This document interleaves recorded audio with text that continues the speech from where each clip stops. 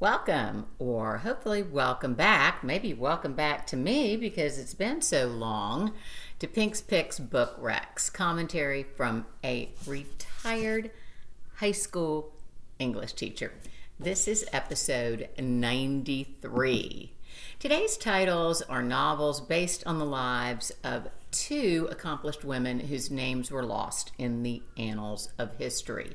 Published in 2023, Ariel Lawhon's The Frozen River and Lisa C's Lady Tan's Circle of Women bring to life the stories of forgotten historical figures who stood their moral ground against ineptitude and corruption, despite the resulting personal costs that were levied against them. Sat respectively in the territory of Maine in 1789 and 15th century China, each book features a female medical practitioner, a midwife, and a doctor who meticulously documented their cases, preserved records which provided inspiration and research material for the authors. The Frozen River begins when the body of Joshua Burgess is pulled from the Kennebec River, shortly before he was to stand trial for rape.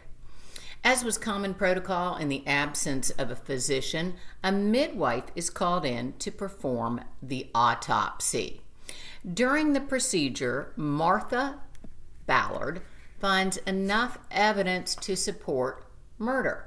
However, Dr. Benjamin Page, a recent graduate of Harvard Medical School, shows up, overrules Martha's determination, and declares the death a suicide. A similar scene occurs much later, narratively and chronologically, in Lady Tan.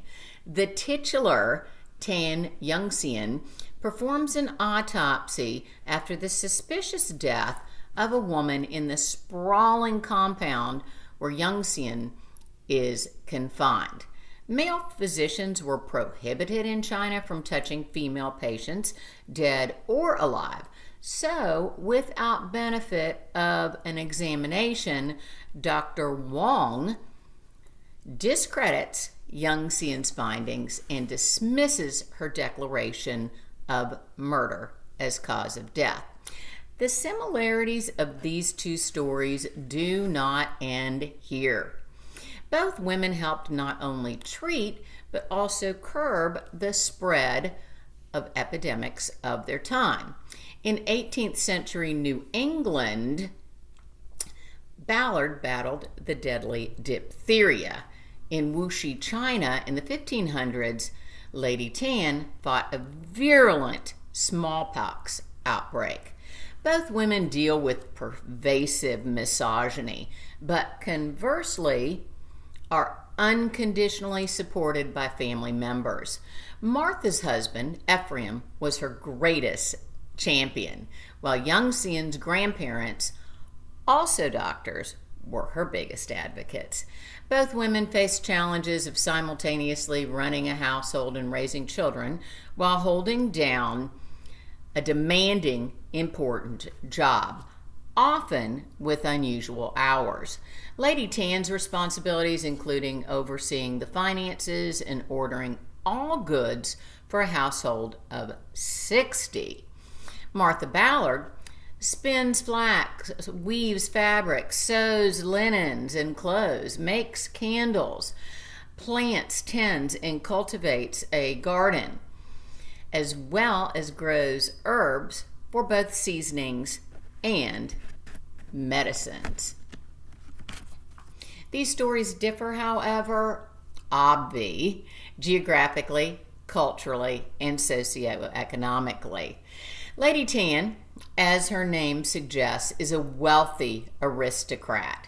Martha Ballard is not.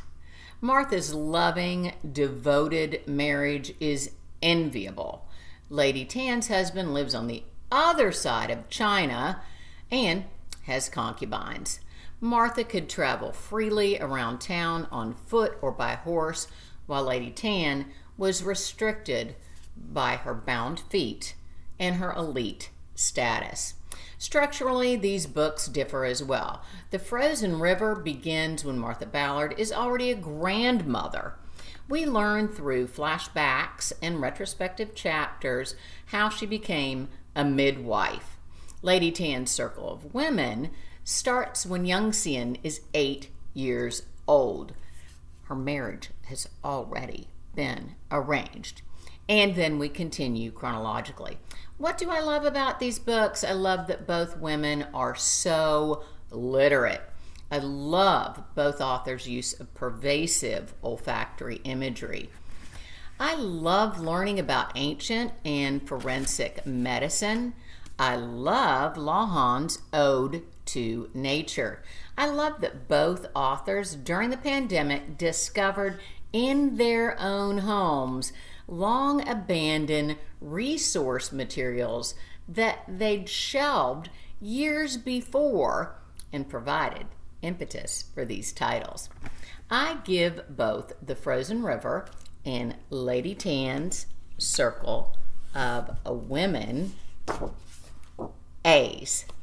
Fun facts: Martha Ballard is the great aunt of Clara Barton, and state-ordered forensic records in China date back to the 2nd century.